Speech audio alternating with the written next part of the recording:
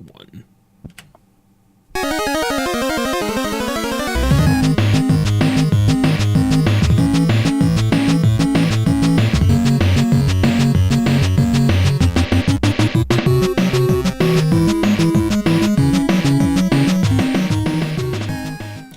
Welcome to another episode of Questlog. It's a weekly show about video games, old and new. I forgot for a second there. I was like, what is it? What are we doing? What are we doing here? Boy, it's episode 89, and I am joined once again by my good friend Brian Maxwell. How's it going, sir? It's going great, Tyler. It's good to be here. It's good to have you. We are down 2 again. Luke Phillips is camping up in Higgins Lake, I think, right now, having a good time with some friends. That's a place. It's a place. Yeah, I think it's up. I actually don't know. Could be over. I don't think it's down. There. Over in Higgins Lake. That sounds good. It's over there. Over there in old Higgins Lake. Old man Higgins. Kring's out there celebrating life, having parties and stuff out in the country. Living his best life. Living his best life. They're here with us in spirit, though. If you miss Aaron Kring or Luke Phillips, write us. Let us know. Send an email over to mail@questlogcast.com. Let us know that you miss them. If you want them to come back, email the show. Yeah, if you don't, then don't say anything, and they'll never be here again, and that'll be on you. So there you go. What have you been up to, Brian? What's new this week? You hold their tiny lives in your hands. Yeah, it's up to you, dear listeners. Oh, I spent the day outside with many people around a pool and listened to Pink for hours.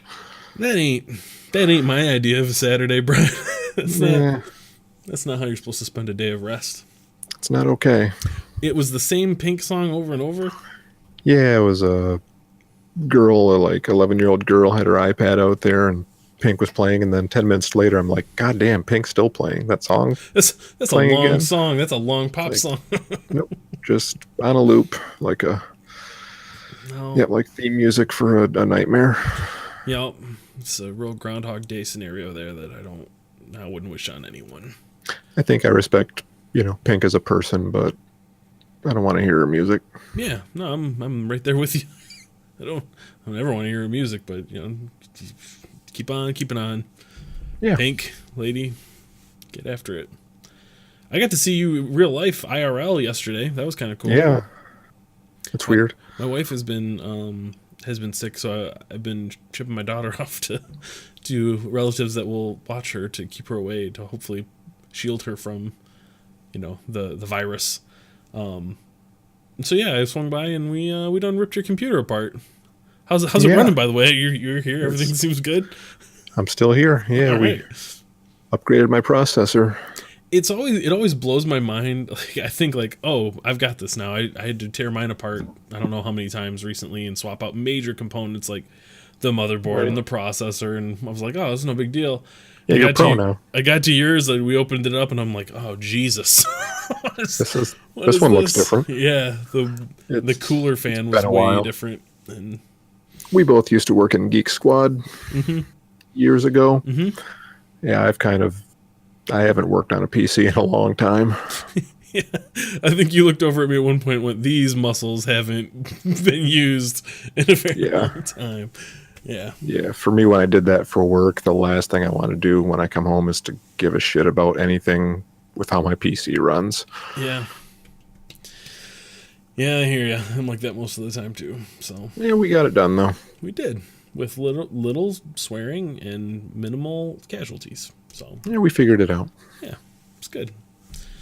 Well, we done figured out some video games this week too. I want to just say real quick that I dipped my toes back into the old World of Warcraft. Tyler. Yep. Oh, geez, Tyler. I know. I can't help it. There was all this stuff in the news. I think we talked last week about the whole controversy over Sylvanas burns a tree and all these people freaked out. So I kind of wanted to get in there and see for myself, and man, does she just burn down the big tree. Like it there isn't really much subtlety to it. She's just like, yup, like, I guess instead of taking the tree, we're going to just burn it and kill a bunch of innocent people. Is there a slow motion shot of her walking away from it as the fire rages in the background. You have like a very you're standing on a shoreline with it in the background, and yeah, it's pretty much that. Yeah. Okay. It's rough. It's a Does she put on her shades as she walks away? Yeah, flips out the sunglasses and pops them on.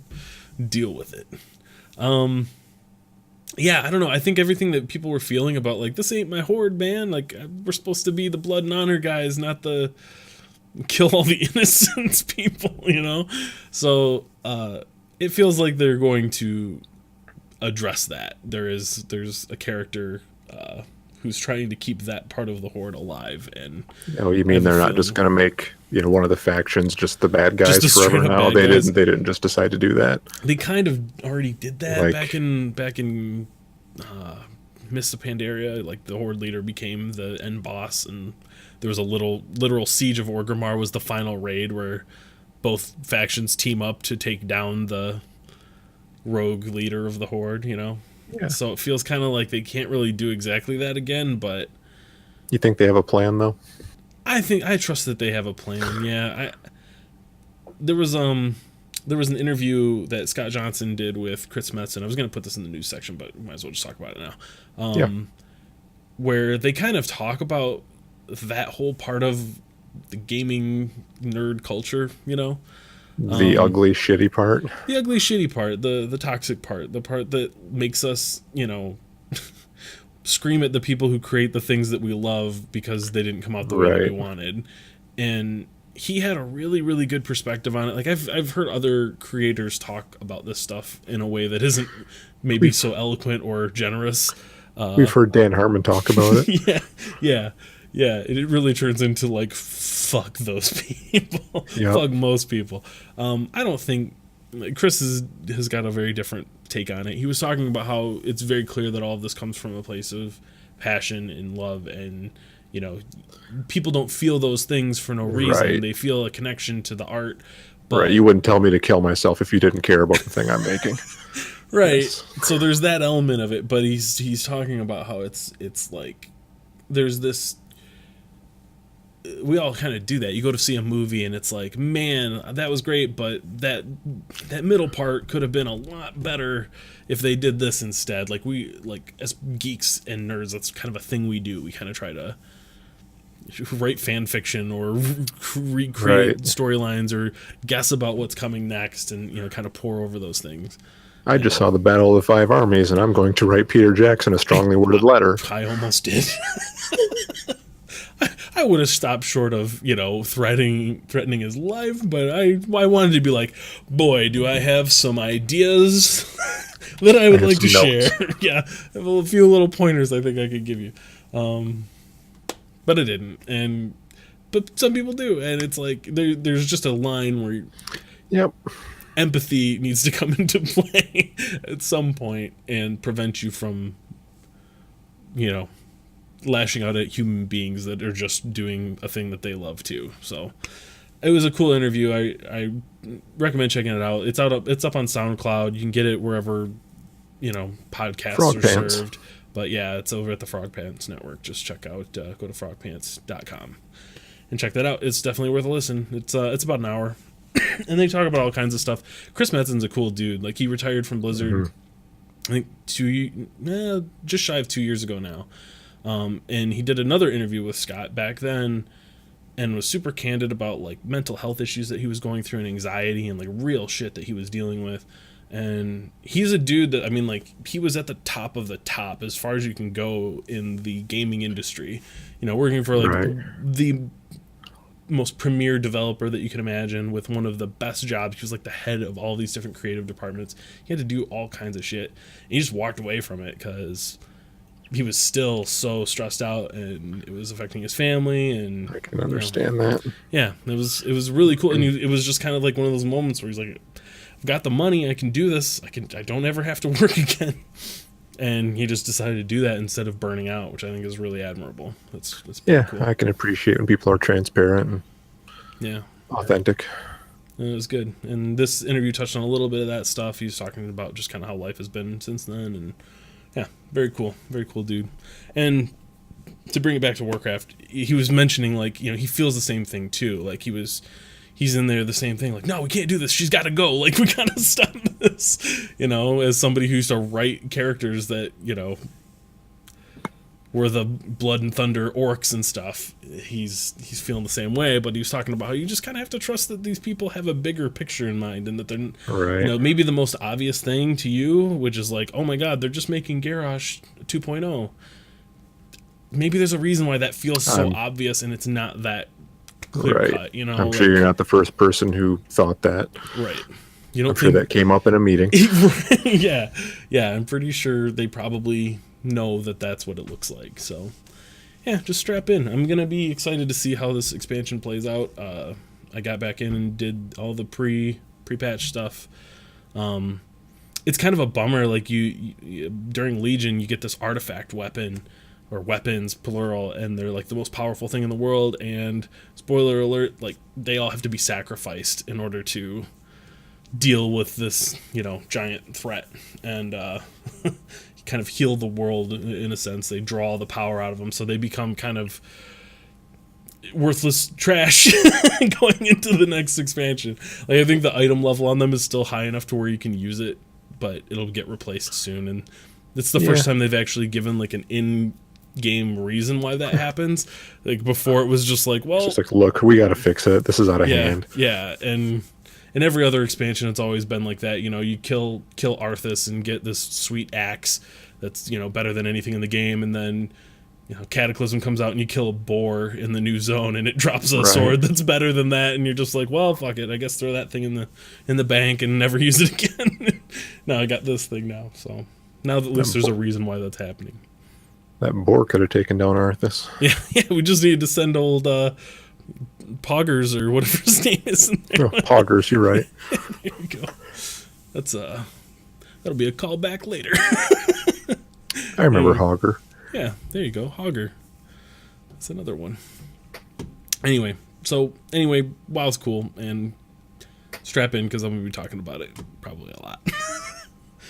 I don't know. What have you been playing this week, Brian? What are you into? Dead Cells went into full release. Went 1.0, huh? Yep, it's fantastic. It feels as good as it did in pre-release. I totally forgot to bring the video. It's a roguelike Metroidvania, just quick and snappy controls, real combat focused. Yep. I tried. Not much in the way of story. Yeah, really not much in the way of story. They plunk you into that thing like you kind of slide out of some kind of ooze thing, and then assume a body, and then you're out in the world. Yeah. Yep. It's fast and brutal combat. Lots of different weapons to unlock. And it's kind of run based too. Like the kind of weapons that you find are randomized, but I think you can kind of you unlock new weapons. Yeah. Yep.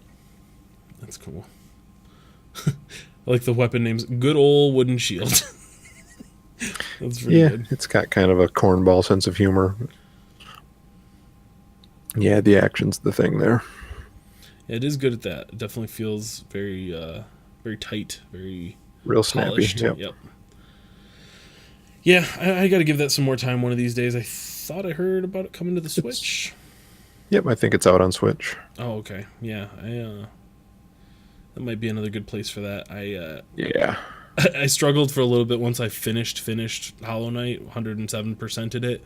I had this feeling of like I need something to replace that. I need to time to put the Switch back in its coffin.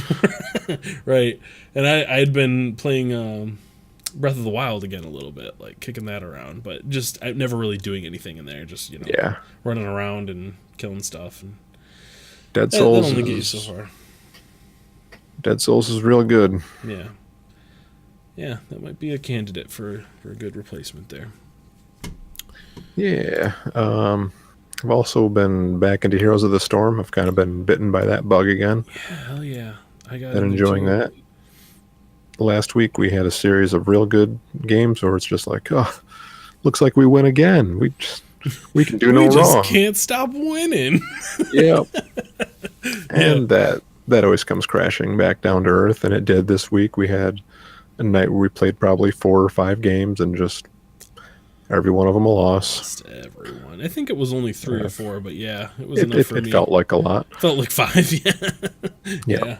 I've kind of learned to expect that and kind of expect those swings, so it wasn't really upsetting. It's just like, oh, this is it's one of those nights. Well, just do my best.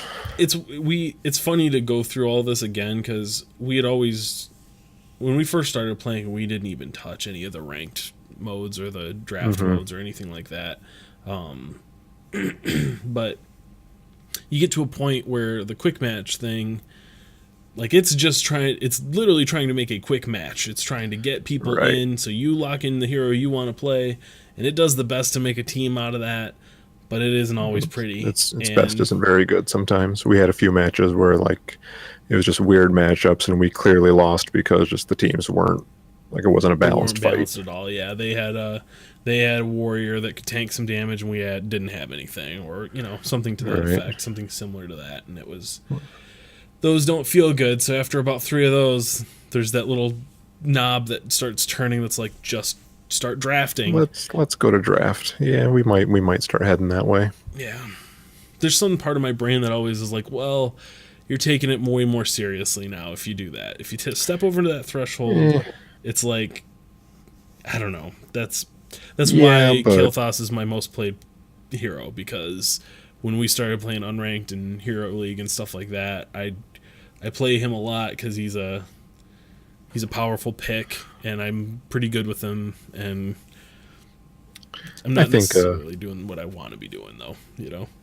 I think a blend of those two is probably the answer. Sometimes you just want to play a certain hero and you go into quick match, but those matches where it's like, well, we clearly lost just because this matchup was too wonky. Like, that's a bad way to spend 20 minutes. Yeah. Usually, if you would have gone back and said, well, I could have found something that would have fit that I would have rather played and won, instead of playing the hero I wanted and getting just obliterated because I never would have picked him had I known that this was going to be the match. So, yeah, you're right.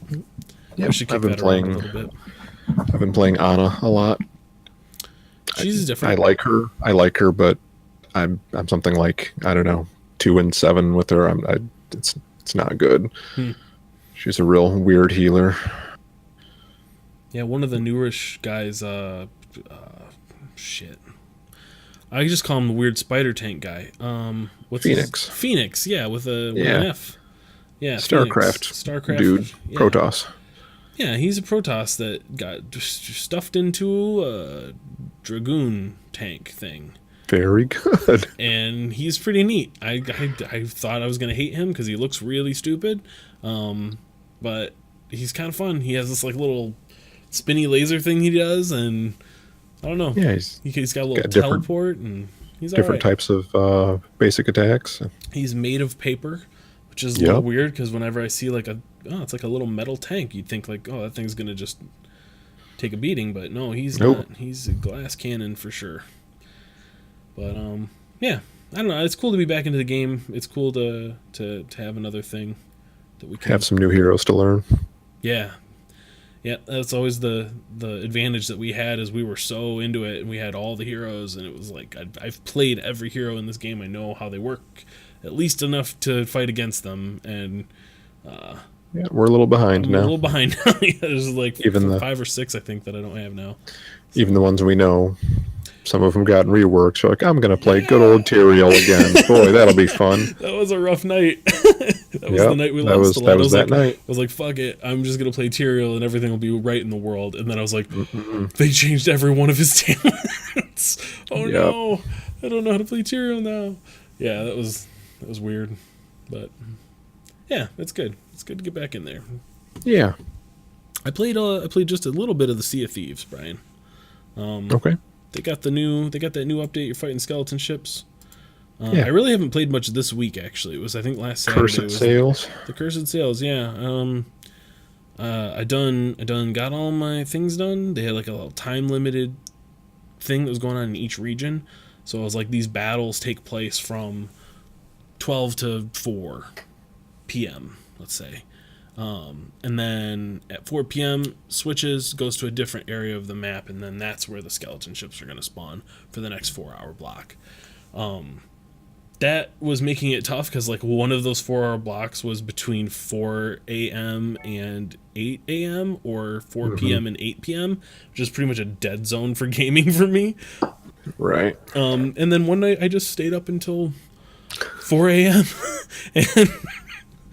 and Luke and I just powered through it and joined a Discord group of people that were doing it and got her done. So I got all the cool ship cosmetics and stuff in there.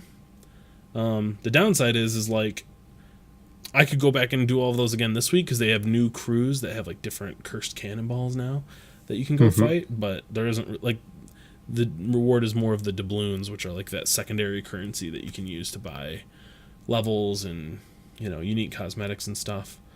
But I'm already a pirate legend and I already have all those cosmetics, so I'm kind of like, well, I don't really have to play right now. And my other Sea of Thieves buddies are gone in a way. Luke and Crane haven't been around, so I haven't been feeling the draw to get back in there. You've got no one to be like, hey, Tyler, let's do this. Yeah.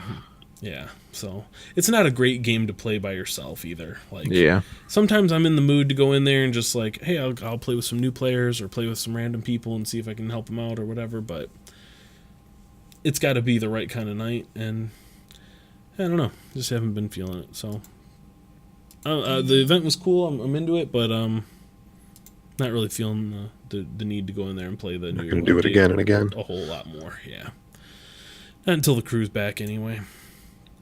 And another reason that I haven't been feeling the draw to play that is we picked up a little game, a little something that you've been playing and you were trying to sell me on. Yep. It's a little game called Monster Hunter World. Yep, I was super into that earlier in the year, and it's so frustrating to be like, just you guys, like I know you'll love this. Just well, to be fair, in January it was on it was PS4 a PS and Xbox. Yeah, it was a console exclusive. Was it on Xbox? Yep. Okay. I thought it was just on PlayStation at first, but yeah, okay. Anyway, so you were the only one that could play it, because I don't think Kring even had his PS4 at that point. But yeah, it was like, I tried to be supportive. I was like, yeah, that sounds really great, Brian, Got your little kitty cats, following you around, cooking you meals. You're wearing a butterfly suit. That sounds like a lot of fun. You're a supportive friend, Tyler. Yeah, but I was just like, yeah, that's never going to be a thing that I'm into. And closer and closer, the PC release has drawn, and you've just kind of floated a little like, you guys, anyone going to be picking that up? Probably not. Probably not going to pick it up, but, just in case you do, look at this. And yep. I could be a friend to you. I finally, like one day, we were talking about it, and I was like, everything looks dumb. All the armor just looks stupid. I went on a website and started like looking at the different kinds of armor that you can craft and stuff. And I was like, yeah, Brian, I don't know. This looks very cool to me. And weapons have dumb names like Charge Blade and Switch Axe, and that all sounds goofy and dumb to me. And it took you going like, no, there's cool stuff to get in this game. Like, you're just being an asshole. Yep, we had a long conversation. I'm just like, that's the reason? That's the reason. You don't like the way the armor looks? Jesus Christ, Tyler, come on. And I was like, have we met? Like, duh. Yep. But yeah, I went and looked at like a couple YouTube videos of like, okay, what's the coolest looking armor in Monster Hunter World? And I was like, oh yeah, no, that's actually really sweet. And I was like, sold, done. All right. I'll check it out. And so and the weapons are ridiculous, but the best kind of ridiculous. Yeah. So I was looking at all the different weapons. What are you swinging now? Yeah. So I'm looking at all the stuff, and I'm like, oh, sword and shield. That's a good old standby. And I go and look at them all, and it's all like this tiny little buckler and like this tiny little curved sword. Like, that's dumb. I just want like a big ass shield and a sword. Like, isn't there anything like that? And I got to the Charge Blade. I'm like, well, that doesn't sound like a sword and a shield, but it is. But it's a sword and a shield that you can combine together into a big-ass two-handed axe the size of a palm tree, Brian, that shoots electricity out of it. It's ridiculous, and it's awesome. I love it. Yeah. I'm watching this fight against an Anjanath we had last night from your perspective. It's chaotic, isn't it? Yep, that was a hell of a fight. Yep. So this game's great, and I'm really glad that we're playing it together, because it's the exact kind of like co-op experience that I want. Like, the boss fights are so good. The monster fights are all just. Yep. The combat feels great, and this is very much not my kind of game at all. Like, I don't like boss fights. I don't particularly like third-person action games, but I don't know. It's got that special sauce. Yeah. It's like, I've noticed that I really am not a fan of most Japanese games these days. I like my games these days. Well, there was a time when there wasn't a thing called. Don't be Western. dishonest, Tyler. Well, I'm saying, go back to the NES and the Super Nintendo. There wasn't a thing called Western games. They were all pretty much Japanese games. But yeah, recently it's not been my jam. But this one, this one's real good. And the Japanese stuff is like quirky enough to where I'm like, I don't understand it, but it's all right. Like, they've got a good sense of humor about it. You know, or the kitties cook your meal. The kitty cats cook your meal so good. It's all like, yes, they're all like Salt Bae. You know, that Salt Bae guy on the internet that has like the salt thing, and he does. It's like that every time you go to have these cats cook for you. And there's the Meowscular chef, who is the he's the head chef. He's seen some shit. He's seen some shit. He's all covered in scars and stuff, and like, he's always just putting the finishing touch on it for you, and it's so good. Like, he'll sneak in and drop a piece of parsley just so, or put the little footy covers on the end of the turkey feet or whatever it is. It's very good. Anyway, Monster Hunter World, just get on after it. It's sweeping the nation. Join the online sensation. The online sensation part ain't the best, though. I do have to, we do have to mention that. Like, trying to play with your friends is a fucking convoluted mess. It shouldn't be, and it is. It's real bad.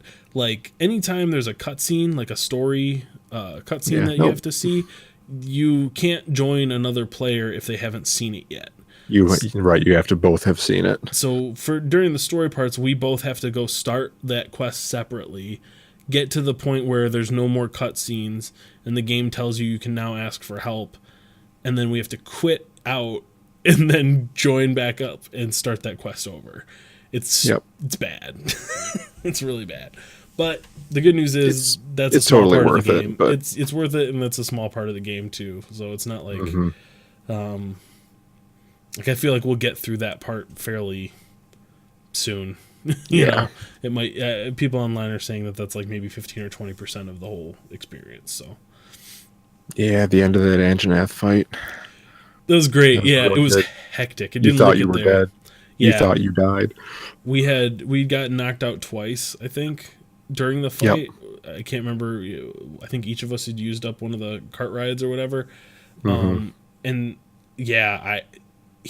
if I was missing any health and he got me with his fire breath attack, it cooked me instantly. So I saw him charging that up, and I was running away, and you fired the kill shot into him as he was like unleashing that attack. And there's a little stutter where I thought I was dead, and it was nope. It was the victory animation of the thing going down. I was like, yes. Yep. I had the heavy bow gun. Yep. I've got this big like super shot I can use once every couple of minutes, where I have to like unpack the thing and lay down on the ground and aim, and I just shot him right in his fucking open mouth. It was great.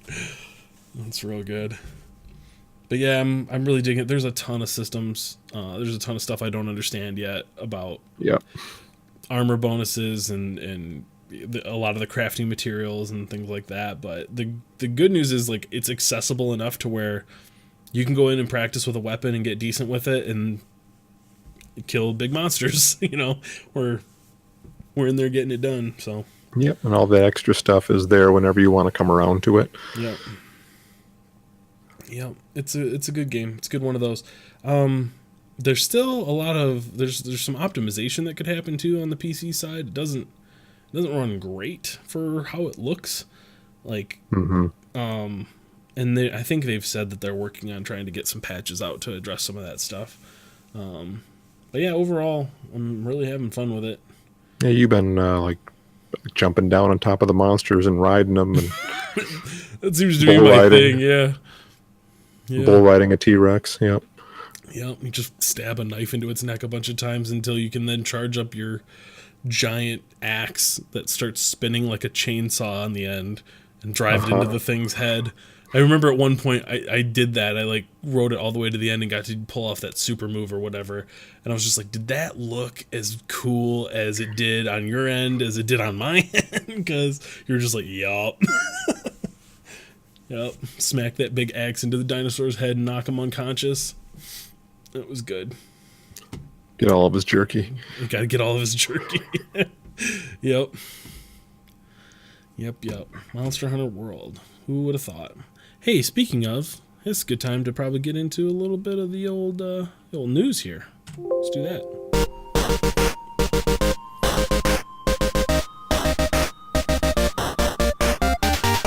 So, Monster Hunter World is the most popular Japanese game launch on Steam ever. So, I'm not the only one that got talked into this by a friend. I think last time I saw it was sitting at number 4. It was beating out, games like Team Fortress and stuff on Steam that have been at the top forever.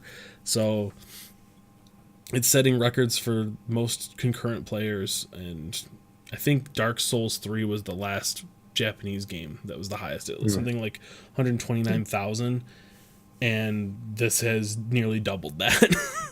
So it's I'm glad to see it. Glad to see it being so successful. Like it's a long running series, more popular in Japan than here, and this is the most accessible one. Yeah. And to say it's not very accessible. Yeah, I would say that the bar is still pretty high to get people into it, but I don't know. I feel like if you are into RPGs at all, third person action RPGs, you can get in there and find the magic in it. The combat feels great. Like it's got a little bit of that Dark Souls feel where the movements are very slow and deliberate, and you've got these animations that you're locked into. And there's been many times where I've died because I was trying to get greedy and you get that extra shot in, and it's like, oh shit, I got to dodge, but I'm like loading my gun, and I shouldn't be loading my gun right now. Yeah. Yep. I had a couple of those moments too. I stopped to sharpen my sword, and I'm like, oh boy, I need something to grab aggro from that thing right now, or I'm done. And, yeah. But yeah, it's cool. It's cool to see it so successful.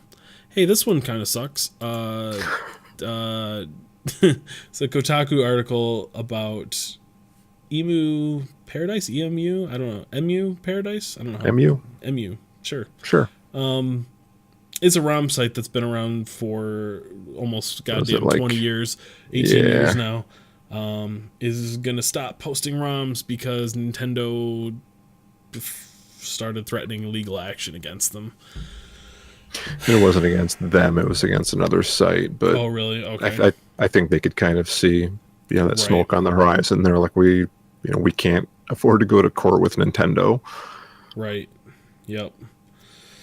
Yeah, it's a bummer. It's a real bummer. Yeah, I can understand the business side of it from that perspective, but it sucks that there are a lot of games that are just going to be inaccessible. Piracy is a weird thing for me. I'm generally against any kind of piracy where it's like you're circumventing. I don't have to buy this now. Right. Yeah. Right. There's a difference between I don't have to buy this now and I don't have any other way to play this. Right. I don't have any other way to obtain this. I downloaded Final Fantasy Tactics Advance on my phone and played it. Like I've got the Game Boy Advance cartridge in the closet. Yeah. Yep. So stuff like that. If it's an ease of use thing, where like I have a GameCube and a copy of Wind Waker, I can play it right over there if I want to, but being able to play it on my PC should be an option as well, and I think that's totally fine. But then, there's a lot of stuff that you just can't do that with anymore. There's games that are not in print. There's these are all discontinued systems and stuff. Yep, I remember hearing about I think it was Icewind Dale. Good old games They wanted to do a remaster of it, like an upgrade of it, and the original source code is gone. Like it's just right. lost. No one knows where it is. Like, yeah. Yep. Sorry, we can't. Like, we can just give it back to you in the original form. Wow. It's the best we can do. I have to wonder how many games are just like lost. Yeah, I mean, gaming's a young thing. You know, it's only been around for like 40 years, 50 years at the most. Yeah, if you go back to like the really, really, really basic stuff. And, you know, a lot of those companies are long gone, and anyone who owned that stuff, it either ended up in warehouses or landfills or something. And no one was thinking about putting this in a museum one day. So yeah, the internet wasn't around to think of like, oh, we could just store this forever indefinitely with no, no cost to it, pretty much, or next to no cost. So yeah, things have changed a lot in the last 20, 30 years. Yeah, it's a bummer that everything's going away because Nintendo doesn't want people to, like pirate Zelda and Mario. And again, like if Nintendo made it easy to access their old libraries, in a reasonable, affordable manner, maybe this conversation wouldn't be happening the same way, because we'd just be like, well, you could just pay the $5 a month or whatever to have access to Nintendo's entire old library on whatever. Well, if you go back to like Napster and all the music piracy stuff, eventually the music industry just stopped fighting it and started being like, okay, fine, we'll sell it all to you cheap. And that worked. Yep. It worked really, really well. Things like Spotify and Apple Music and, all the other iterations that didn't quite get there. Now that's where everything is. It's, you're paying $10 a month for a subscription to music, period, and get all of it.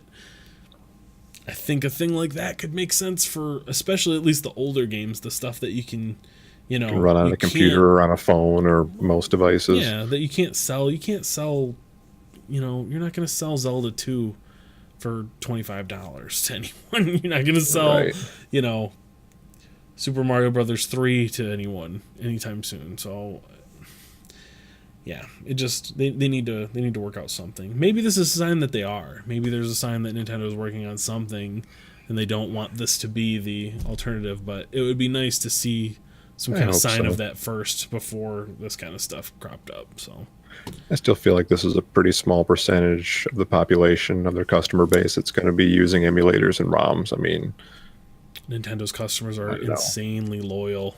That's like, one of the... And like, honestly, is the average person going to be installing an emulator and downloading ROMs? Well, and even still, like, and how again, like, the thing I always would point to is, like, can you point to a loss? Can you point to somewhere where you didn't make money because of it? Because if you can, then maybe, and then maybe we're talking. If you're talking about people stealing copies of current games and loading them on their Switch or whatever, sure, like, shut that shit down. But, like, I want to play Super Dodgeball on the NES.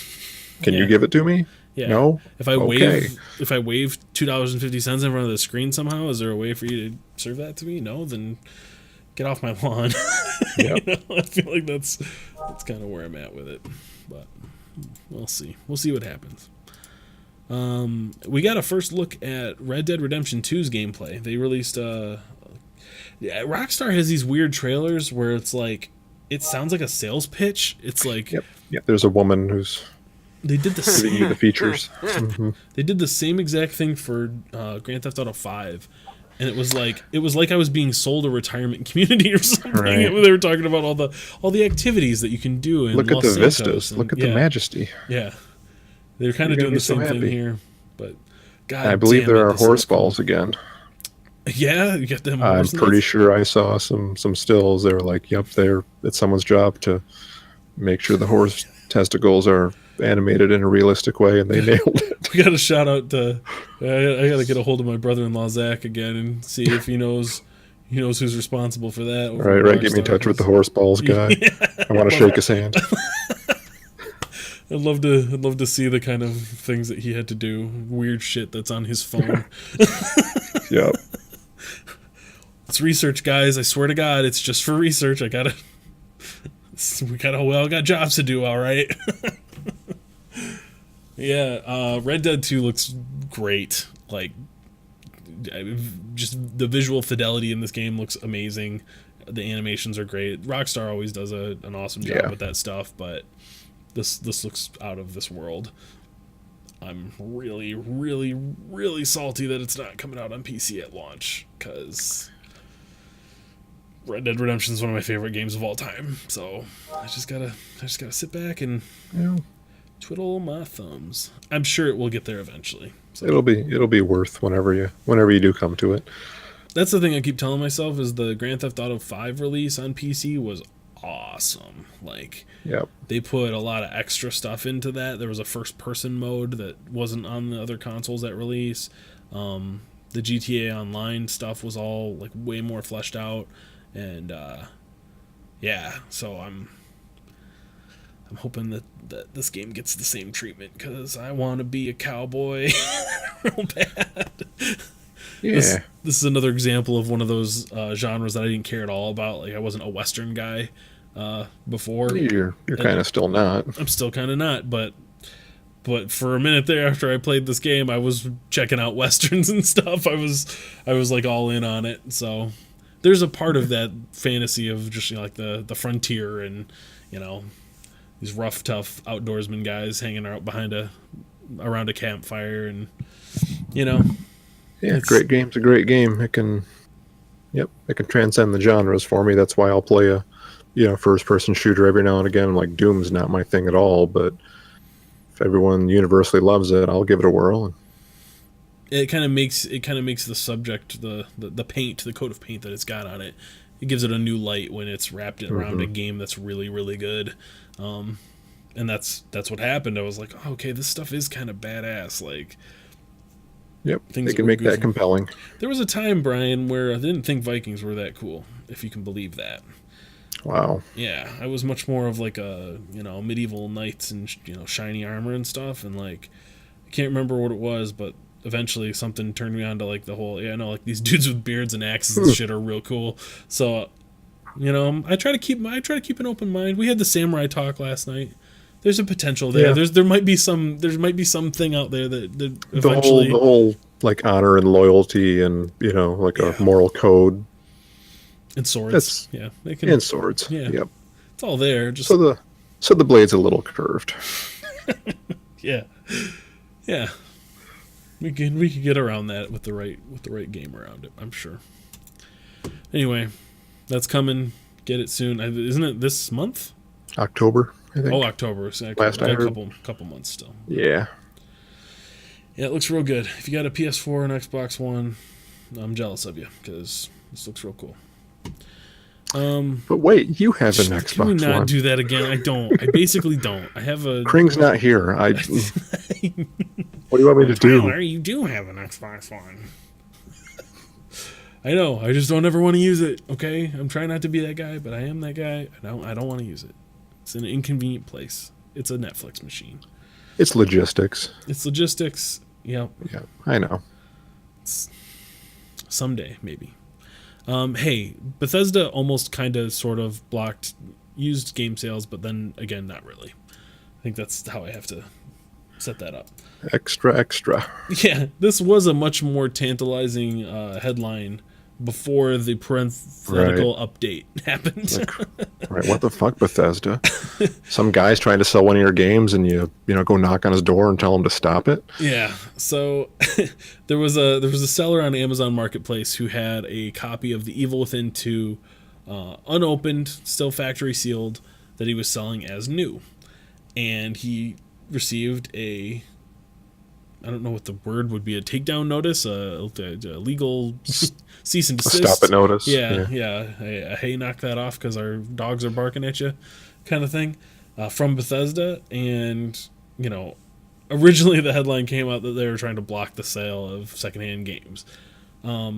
They responded with basically, no, that's not that. It's because he was selling this as new and not pre-owned.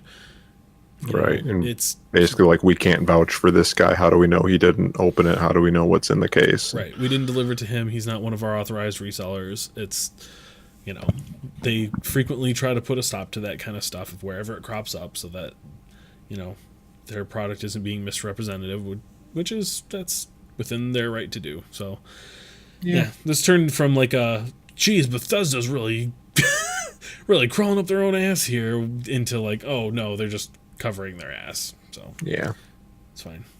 It's all right, Bethesda. Carry on. Yeah, go on. Find another thing to get your legal team after. Get back to working on Elder Scrolls 6. Yeah, their legal team though seems to be on top of everything because it always makes the news whenever they show up anywhere. Like there was that whole thing with Minecraft a few years ago where they were battling over the word scrolls. The Minecraft dev had that card game called Scrolls that was coming out, and they had to change it because that was real dumb. This legal team managed to argue that like that was close enough to the Elder Scrolls to brand confusion. Yeah, ridiculous. Scrolls was a good little game. I played Scrolls for a while. Yeah, I heard good things. Anyway, there you go. That's that. Hey, you know what? The news is over, so you know what that means, Brian? I do. Let's do this then. It's a topic. Sure is a topic. And the topic this week came in from a friend of the show, Mr. Vito, via email. He emailed us and said, he did that over at mail@questlogcast.com. So if you would like to send us a topic, something to discuss, feel free to do that. Jump over there at mail@questlogcast.com and do like Vito. Anyway, the question is, who is the best sidekick in video games? So, that's a tough one. It is a tough one. After our recent outings into, what's the name of the land in Monster Hunter World? Astera is the city. Okay, whatever. The New World. Yeah. Our adventures into the New World. I'm tempted to say that the Palicos are the best sidekick because they get on a little raft. Yeah, in the water. You get in the water to fight the sea dragon monsters, and they don't want to get their little feetsies wet because they're kitty cats, so they got a little inflatable raft and they just paddle. Yep. Oh, it's so good. They cook you food. If you're hurt, they'll squeeze the butt of a bug all over you. It just explode it into a mist, and you just get healed up. You just rub it all over you, and you feel great. And they got cat puns for days. Yep. They call you Meowster. Mm-hmm. It's pretty good. It's a good sidekick.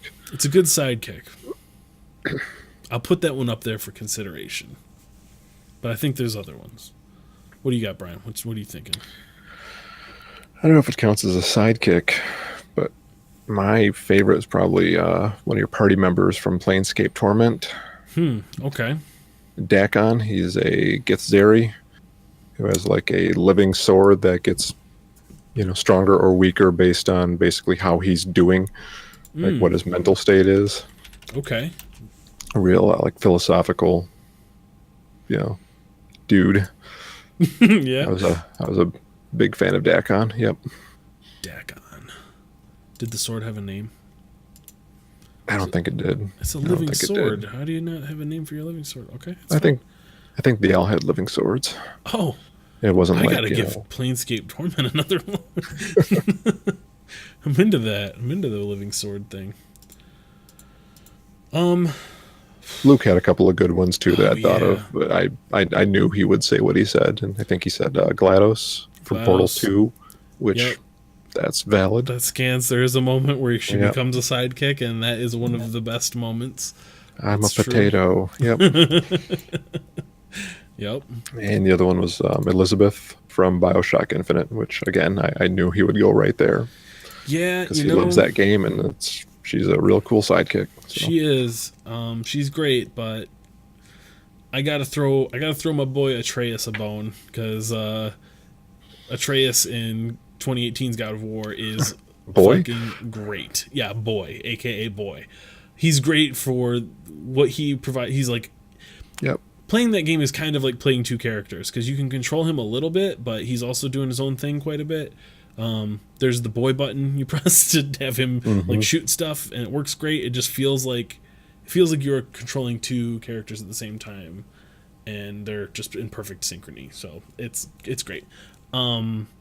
Also, the interactions that he has with Kratos, where Kratos is just grunting and yelling at him and calling him boy and stuff, make him worthwhile as well. So he's awesome, and his whole storyline is great. So he gets my vote.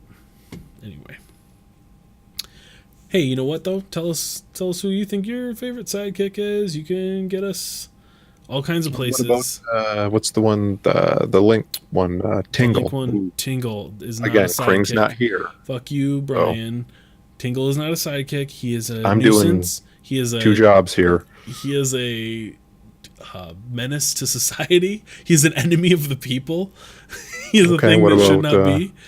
What about Tails? What about Miles Prower? Oh yeah, he's is Luigi? he a sidekick? Yeah, Luigi, Tails. Yeah, Luigi is a sidekick. He's just Luigi's the most sidekick. He's the fucking extra. Yeah. By the way, did you see the gif of him getting murdered? Yeah, he's gone. I gotta find this. Hold on.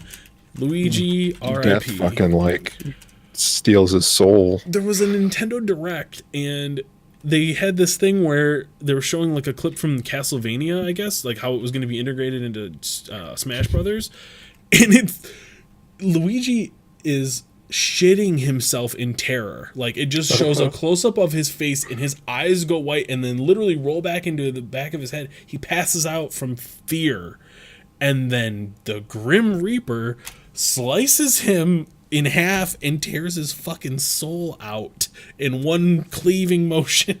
Mm-hmm. And his lifeless corpse just falls on the ground. This ain't your daddy's Nintendo. It's insane. I gotta find it. I gotta put this up. Here we go. Luigi dies in the Super Smash Brothers Direct. This is insane. And Luigi's screams he's gonna drag you to hell with him. It's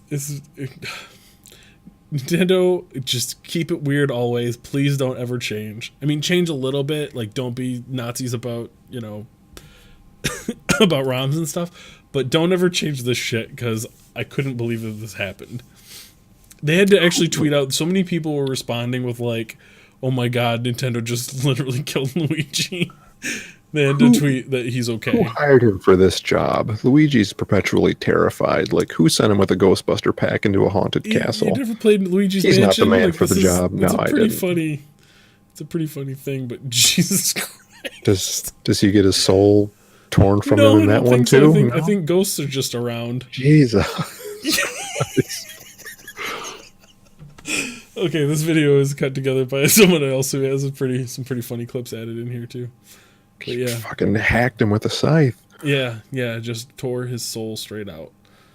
And then at the end, I think it shows him like trying to get back into his body. Like his soul tries to like, he's like kicking it around and stuff. Like, how do I get He's a shade now. Yeah. Oh my god. Anyway, that was one of my favorite things that happened this week. I forgot to put it in there. But yeah, there you go. That's the stuff. Thanks, Nintendo.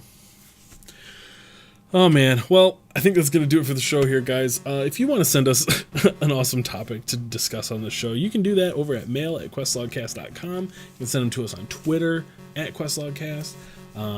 You can send smoke signals. We accept ravens. Just fart into the wind. We'll get it. Just yeah. Aim it at Brian, and he'll know what you mean. Walked over me. Be like, Knuckles, the echidna? Yeah, okay, yep, got it. That's one of the weirder things we've said on the show. Hey, thanks to Visitor for making some great music and letting us use it. You can find more Visitor stuff over at visitor.us. And that's going to do it, man. Episode 89. It's a prime number. We didn't even make a big deal about it or anything, but, it happened. It happened. It's there. So, there you go. Have a great week, everybody. We'll catch you next week for episode 90. Take care. Reach to it.